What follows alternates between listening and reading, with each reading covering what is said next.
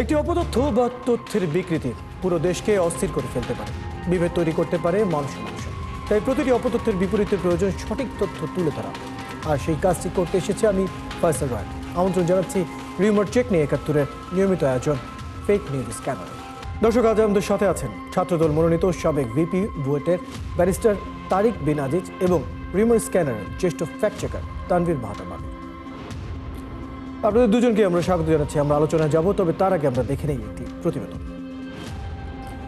বিএনপির মনোনয়ন না পেয়ে চট্টগ্রাম অলঙ্কার স্টেশনের কাছে ট্রেনে আগুন দিল বিএনপির নেতাকর্মীরা। এমন ক্যাপশনে একটি ভিডিও ইন্টারনেটের বিভিন্ন প্ল্যাটফর্মে প্রচার করা হচ্ছে। মুহূর্তে তা ভাইরাল। পরে ফ্যাক্ট চেক করে জানা গেল পুরোটাই ছিল গুজব। অপরদিকে রাজধানীর মোহাম্মদপুর মিনাবাজার সুপার শপে অগ্নিকাণ্ডের ঘটনায় জঙ্গি হামলায় বাংলাদেশ হ্যাশট্যাগও ব্যবহার করা হয়েছে। এমন শিরোনামে একটি দাবি সামাজিক যোগাযোগ মাধ্যমে ছড়িয়ে পড়েছে। পরে ফ্যাক্ট চেক করে দেখা গেল এটাও ছিল গুজব। দর্শক, দেখে নিই আরও কিছু ফ্যাক্ট চেক।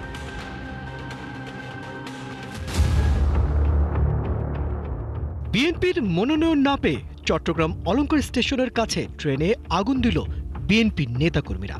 এমন ক্যাপশনে একটি ভিডিও ইন্টারনেটের বিভিন্ন প্ল্যাটফর্মে প্রচার করা হয়েছে। মুহূর্তে তা ভাইরাল। পরে রিউমার স্ক্যানার টিমের অনুসন্ধানে জানা যায় এটি ছিল মিথ্যা তথ্য।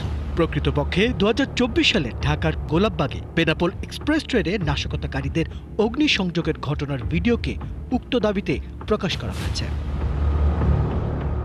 এদিকে রাজধানীর মোহাম্মদপুরে মিনাবাজার সুপার শপে অগ্নিকাণ্ডের ঘটনায় জঙ্গি হামলা বাংলাদেশ হ্যাশট্যাগও ব্যবহার করা হয়েছে। এমন শিরোনামে একটি দাবি সামাজিক যোগাযোগ মাধ্যমে ছড়িয়ে পড়েছে। পরে রিউমার স্ক্যানার টিমের অনুসন্ধানে জানা যায় মোহাম্মদপুর এলাকার মিনাবাজার সুপার শপে অগ্নিকাণ্ডে কোনো হতাহতের ঘটনা ঘটেনি এবং সেখানে আগুন লাগার কারণ এখনও তদন্ত চলছে।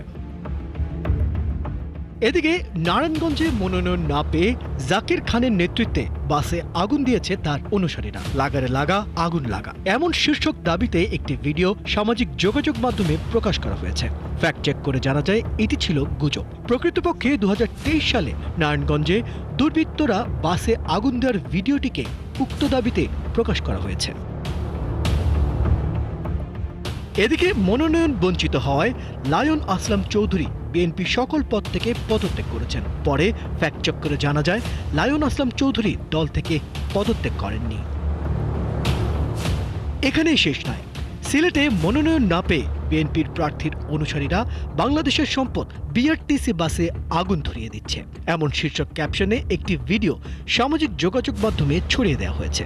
পরে রিউমার স্ক্যানার টিমের অনুসন্ধানে জানা যায় আলোচিত ভিডিওটির সাথে রাজনৈতিক কোনো ঘটনার সম্পর্ক নেই, বরং ২০২২ সালে সিলেটে বেড়াতে আসা ঢাকা বিশ্ববিদ্যালয়ের শিক্ষার্থীদের বাসে আগুন লাগার ঘটনার ভিডিওকে উক্ত দাবিতে ছড়িয়ে দেওয়া হয়েছে। দর্শক, আজকের অপতথ্যগুলোর ধরন বিশ্লেষণ করে দেখা গেল সর্বোচ্চ নিখুঁতভাবে ব্যবহার হয়েছে কৃত্রিম বুদ্ধিমত্তা। ফেসবুকের পাশাপাশি একাধিক সামাজিক যোগাযোগ মাধ্যমে ছড়িয়ে দেওয়া হচ্ছে মিথ্যা তথ্যগুলো, আবার বুস্ট করা হচ্ছে রিপোস্টও। ফয়সাল রয়েল, ৭১, ঢাকা। দর্শক, আমরা প্রতিবেদন দেখলাম, ধারণা পেলাম। আবারও আমরা স্বাগত জানাচ্ছি আমাদের দুজন অতিথি। আমাদের সাথে আছেন ব্যারিস্টার তারিক বিন আজিজ, ছাত্রদল মনোনীত সাবেক ভিপি বুয়েট, এবং আমাদের সাথে আরও আছেন রিউমার চেক স্ক্যানারের জ্যেষ্ঠ ফ্যাক্ট চেকার তানভীর মাহতাব। আপনাদের দুজনকে আবারও স্বাগত জানাচ্ছি আজকের আমাদের রিউমার নিয়ে নিয়মিত আয়োজন ফ্যাক্ট চেক স্ক্যানারে। প্রথমে প্রশ্নটি রাখবো তানভীর মাহতাবের কাছে। তানভীর মাহতাব, সময়ের সাথে সাথে আমরা কিন্তু গুজবের যে ধরন সেটি আমরা বদলাতে দেখছি। গতকালের পর থেকে যদি আমরা দেখি, এখনকার সময়ে যে মনোনয়ন নিয়ে সম্পৃক্ত গুজবগুলো সবচেয়ে বেশি আমরা দেখতে পাচ্ছি। একই সাথে দেখা যাচ্ছে এই যে মনোনয়ন নিয়ে যত ধরনের গুজব আমরা দেখছি, দুটি ধরন দেখা যাচ্ছে। একটির মধ্যে সাধারণ মানুষকে উস্কে দেওয়ার একটা ইঙ্গিত থাকছে, অন্যটির মধ্যে আমরা দেখতে পাচ্ছি অন্য ধরনের প্রবণতাও খুব বেশি পরিলক্ষণ করা যাচ্ছে। আপনার কাছে জানতে চাই, কেমন বেগ পেতে হচ্ছে সাম্প্রতিক সময়ে এই গুজবগুলোকে সামাল দিতে? আচ্ছা, ধন্যবাদ।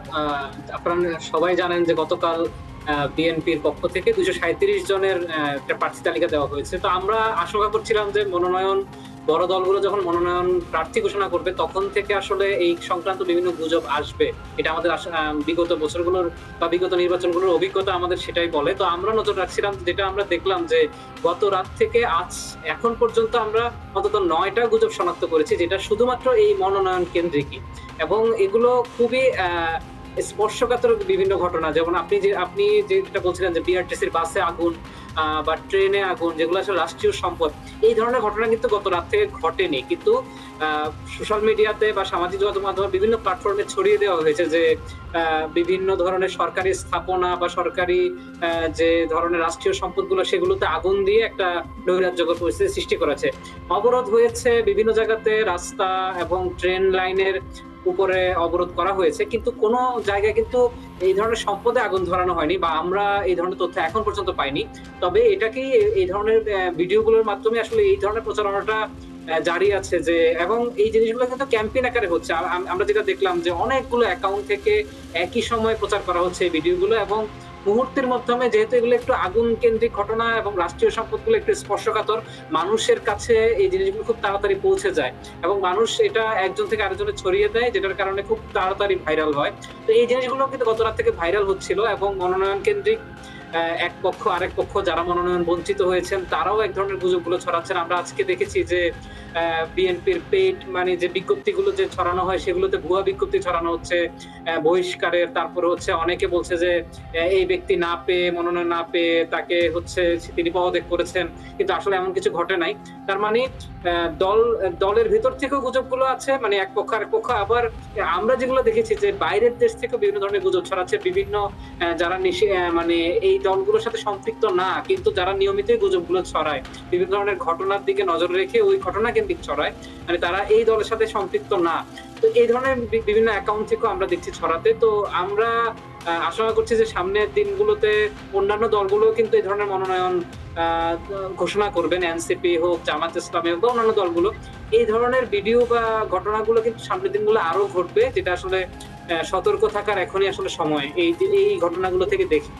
তানভীর মাহতাব, মূলত তাহলে এক কথায় বলাই যেতে পারে অনেকটা অস্থিরতা তৈরি করার ক্ষেত্রে একটা উদ্দেশ্যমূলকভাবে এবং পূর্ব পরিকল্পিতভাবে আমরা দেখতে পাচ্ছি, কারণ অনেকগুলো অ্যাকাউন্ট একসাথে কাজ করছে, পোস্ট রিপোস্ট করা হচ্ছে, আবার বুস্টের ব্যাপারটাও কিন্তু আমরা এখন সাম্প্রতিক সময় অনেক বাড়তে দেখছি।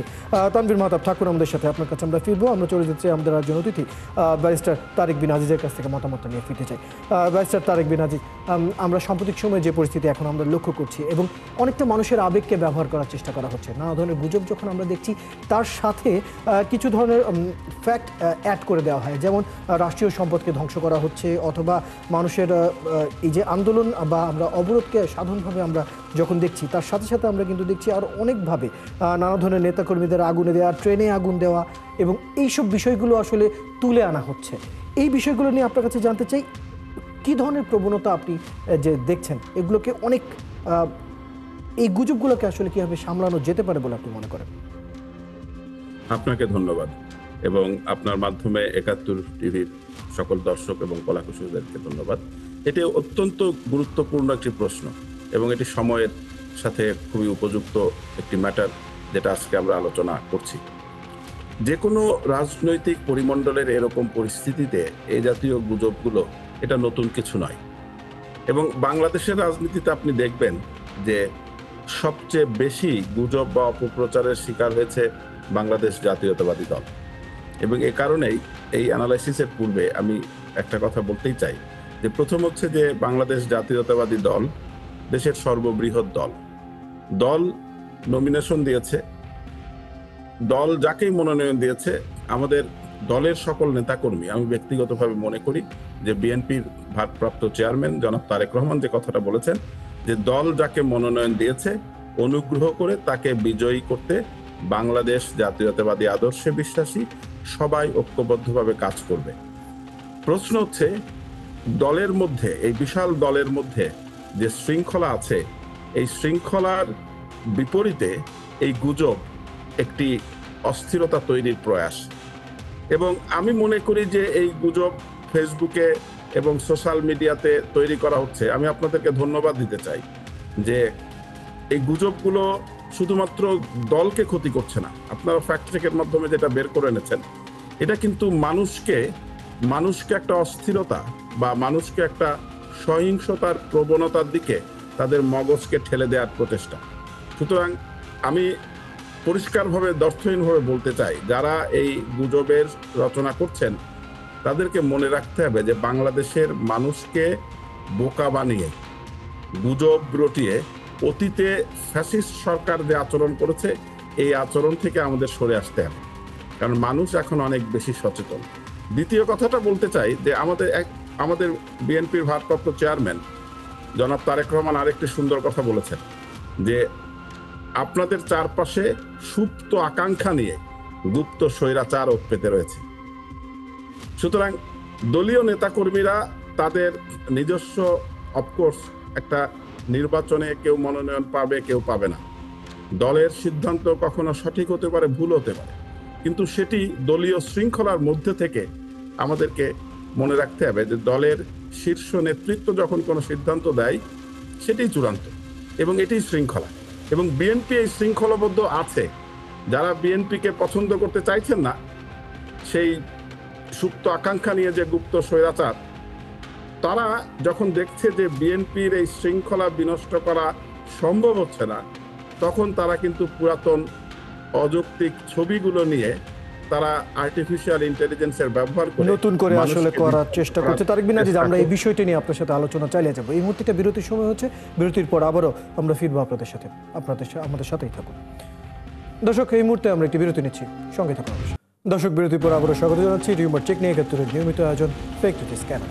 আমরা আলোচনায় ফিরছি, আমাদের অতিথিরা আমাদের সাথে আছেন। আমরা ফিরছি আলোচনায়। এই মুহূর্তে আমরা প্রশ্ন রাখতে চাই আমাদের অতিথি ব্যারিস্টার তারেক বিন আজিজের কাছে। তারেক বিন আজিজ, আমরা দেখতে পাচ্ছি বর্তমানে যে ধরনের রিউমারগুলো ছড়াচ্ছে, অনেকটা ব্যক্তিগত আক্রমণের ক্ষেত্রে আমরা দেখতে পাচ্ছি, এবং জনমানুষের মনস্তাত্ত্বিক একটি নেতিবাচক সিদ্ধান্ত নেওয়ার মতো একটি জায়গায় কিন্তু সেখানে চলে এসেছে। সেক্ষেত্রে আপনি কি মনে করেন, এই ধরনের গুজবকে যাতে সাধারণ মানুষ আরও বেশি সহজভাবে না নেয়, সেজন্য আসলে কি করা উচিত, আপনি কি মনে করেন? আপনাকে ধন্যবাদ। আপনি অত্যন্ত সুন্দর করে একটা কথা বলেছেন যে আমাদের মনস্তাত্ত্বিক জগতে এই যে মিথ্যার যে আবহটা তারা তৈরি করবার প্রচেষ্টা নিচ্ছে, এটা শুধুমাত্র সোসাইটির কিন্তু যারা বয়োজ্যেষ্ঠ আছে তাদেরকে ক্ষতিগ্রস্ত করছে না, তরুণ প্রজন্ম, এবং আমি মনে করি সোশ্যাল মিডিয়ার প্রকোপ এখন কিন্তু শিশুদের মাঝেও আছে। সুতরাং এ ধরনের রিউমারের একটি সামষ্টিক ক্ষতির দিক আছে। আমি শুধু যে বিষয়টি এই মুহূর্তে আলোচনা করতে চাই সেটা হচ্ছে এই রিউমারটা একটি উদ্দেশ্য প্রণোদিত রিউমার। আগামীতে যে জাতীয় নির্বাচন, এই নির্বাচনকে কেন্দ্র করে একটি মিথ্যা প্রচারণার অংশ হিসাবে এই রিউমার। আপনারা রিউমার স্ক্যানারের মধ্য দিয়ে যে কাজটি করছেন, এটি সংবাদপত্রের জগতে সমাজের দর্পণ হিসাবে একটি গুরুত্বপূর্ণ ভূমিকা।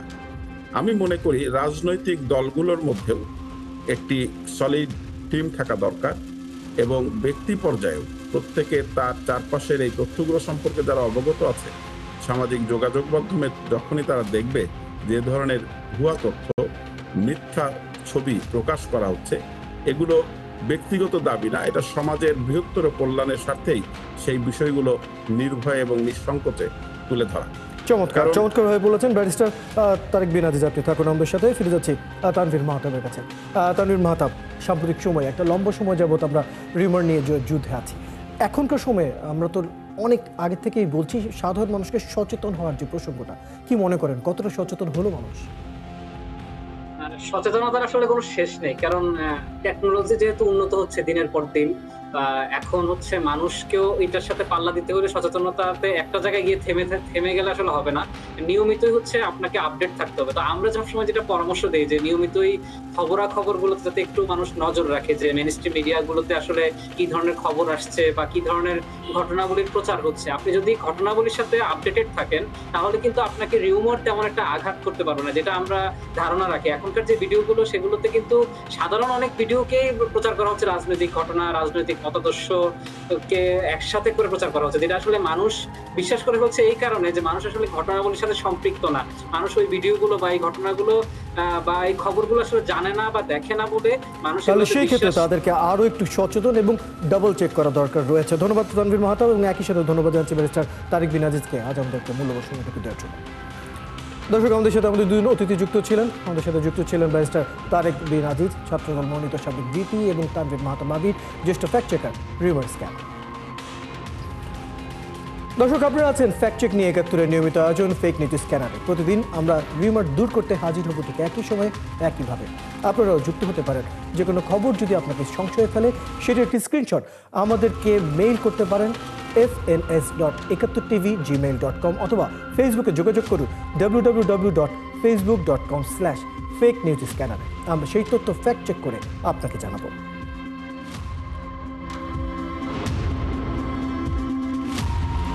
চটকদার শিরোনাম দেখেই ক্লিক করবেন না, বিশ্বাস আর প্রতিক্রিয়া জানানোর আগে ফ্যাক্ট চেক করুন। থাকুন ৭১-এর সাথে।